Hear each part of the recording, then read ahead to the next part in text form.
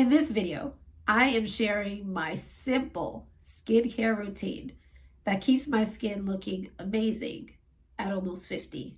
Hi everyone, I am Bladine Barthelus. I'm a certified health and wellness coach, and I help women over 40 prioritize their self-care without shame or guilt so that wellness becomes achievable.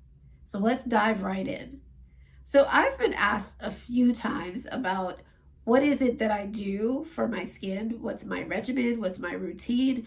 And honestly, for the longest time, I really didn't think I had one. But there are some specific steps that I take on a consistent basis. So I'm going to call that my regimen. And I'm going to share those two with you at the end, including the actual products that I use. So stay to the end so you can hear all of that. I want to just first give you a caveat and just know that I believe that great skin is a lifestyle. It's not a regimen. And you almost want to look at it in terms of the person who comes around only when they want something from you, right? We're not too keen on those types of people, right? They only come when they want.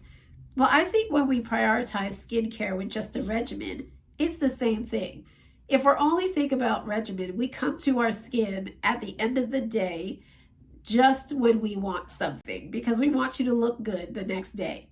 But really, we want to treat our skin with just significant respect, meaning all day long we are doing things that actually support our skin. So I really do believe it's a lifestyle, not a regimen. So let me give you some foundation before I jump into the products. It's coming very soon. I'm going to give you 3 different pieces for you to think about. And this is what I have on my end that I want to make sure that I'm clear about from the very beginning. 1, I have good genes. I've got some really good genes. I have 2 parents. My mom is still alive. She's 77. My dad is 79. I don't know that they have a wrinkle in sight, when you look at their skin. So I want to be very clear that I do have that on my side. And oftentimes when we're looking at other people and we're asking about their regimens, we're not taking into consideration all of the different variables that they might have going for them that we may not have, right? But here's what I'll say about genes. Genes will only take you so far.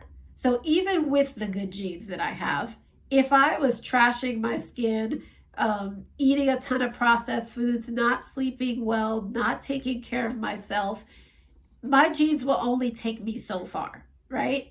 But same thing with you. It doesn't matter even if you don't have the genes of people who have amazing skin. Our bodies are always looking for ways to up level in the way that they look, in the way that it feels, in the way that it sounds, all of that. And all it needs from us is the right input so that the output will look different. Okay, so if you don't have those genes, then it doesn't matter, right? You still have the opportunity to have the best skin that you are able to have because of what you do. All right, number 2, great skin is an inside job first. So for me, I pay a lot of attention to what goes into my body, knowing that whatever I put in will have an impact on what I see on the outside. So I pay attention to what I drink. I drink a lot of filtered water. I eat very little processed foods. I follow the 80-20 rule. So I realize I don't have to be perfect with the food all the time. But if 80% of the time I'm eating foods that actually support me in going and meeting the goals that I actually have, the rest of the 20% will take care of itself. Now, when that balance starts going a little off, and sometimes it's like a 50-50 or sometimes maybe a 60-40, then I start to notice a difference in my skin. So the regimen will only go so far. Do the inside work is what I tell myself, and I tend to see a lot of differences in how much work I have to do on the outside to make sure that my skin looks the way that I want it to look. Okay, number 3 is sleep.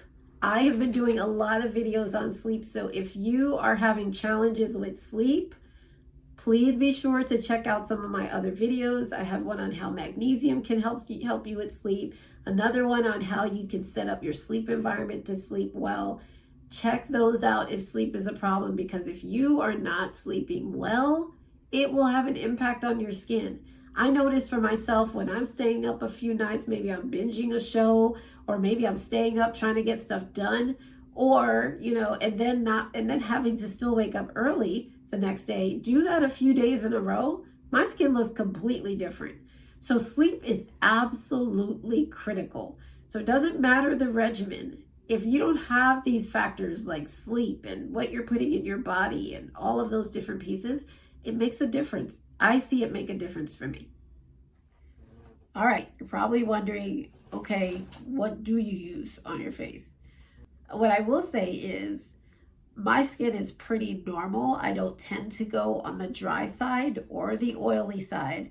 So just keep that in mind as you are taking recommendations and hints in terms of the products that I use. Oftentimes we're using products that aren't always designed for our skin type. So if you tend to go on more of those other sides, it may or may not work for you. So I just wanted to make sure that that was clear.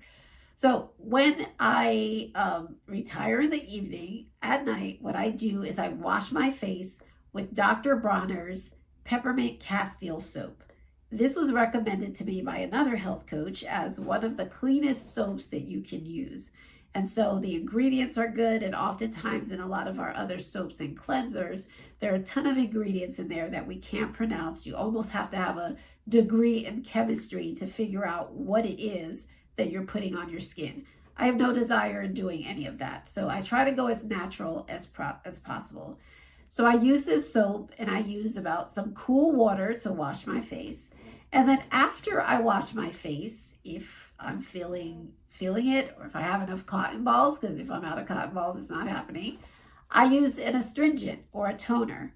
And it could be straight witch hazel, or what I have used is Thayer's. Okay, and Thayer's is a facial toner. I use the unscented one because I tend to go with products without fragrance, because that's just another disguised chemical that I'm not quite sure what it is. But this one has witch hazel and it has aloe vera in it, and that's the one that I use to pretty much take off whatever the soap has kind of left behind.